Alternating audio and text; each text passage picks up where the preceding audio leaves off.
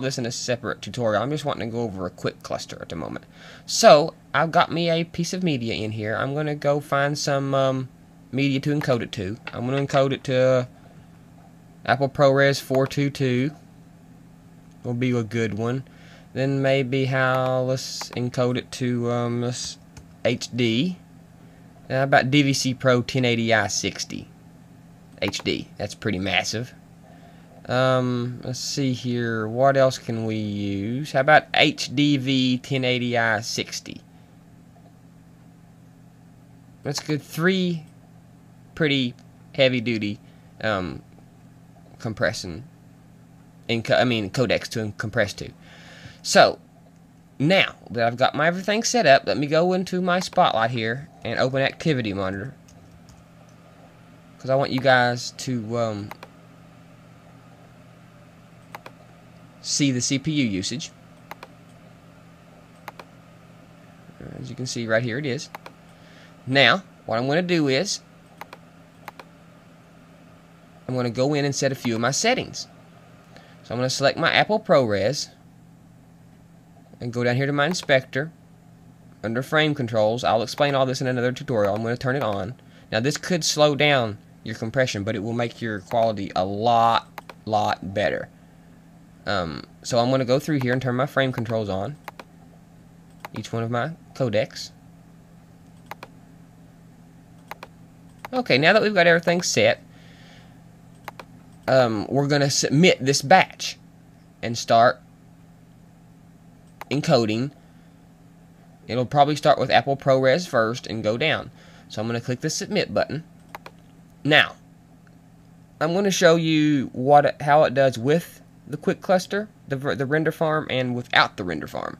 So if you want to use the quick cluster, check this little box that says include unmanaged services on other computers. Then click submit, and it will send it out to the batch monitor. You can open your batch monitor by hitting this button here. I have mine set to automatically open. Now look right here at the processors. Every one of them is cooking, baby. And right here, it's encoding. Here's the instances, and you can see how fast it's going.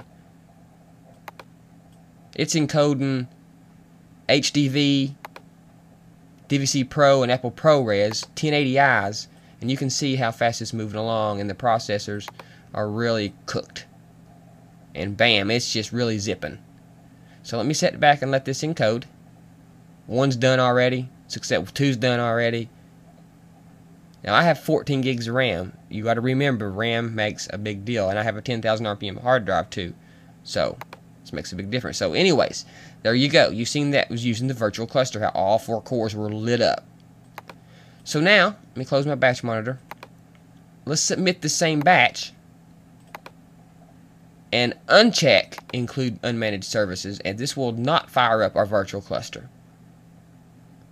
But before I can do that, I have to change the name of my media. As you can see right here, it's red, which means I have a piece of media in the same exact spot with the same name. So I'm going to change the name. I'm going to put 1.1, and I'll change this one to 1.2, and I'll change this one to 1.3. This right here in the center is my destination, and we will go over all this in a future tutorial. I'm just wanting to show you how to set up the virtual cluster. So now let me submit it. Make sure my include unmanaged services is off, because I want to demonstrate how the cores work without the virtual cluster induced, the render farm. To quote Adobe, they're the ones who coined that term. I'm going to submit it. It'll open up my batch monitor. Now look at my cores. They go up and down, and they might hit 100%, but they don't stay there. As you can see, it's encoding. It's not going nearly as fast. All the instances are still there, but the cores are just barely lit. I mean, that's just the last time with the virtual cluster, they was really lit up. So this is how you set up a virtual cluster in Compressor with your Mac Pro. Make sure you have at least 1 gig per core, recommended 2.